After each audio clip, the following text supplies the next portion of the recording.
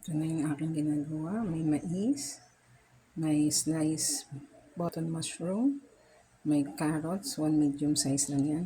1 pack ng whole button mushroom, 1 can ng small green peas or gisantes, and then mga 4 tablespoon ng corn, isang tomato. Lagay muna natin itong 40 ml na toyo. Yan. Red rice pala yung gamit ko, ha. Dito natin isasalin itong pork po na pinamantikaan ko. Ilalagay natin siya dito. Ayan na, nailagay ko na.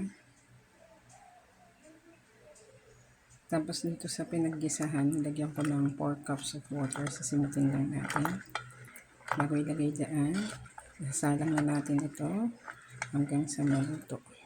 Bali, ayan na. Ilusin natin yung 4 cups of water hanggang sa maluto. Ayan. So, simot na natin yan. Takpan na natin. At hayaan natin maluto. Mamaya ko nahahaluin yan.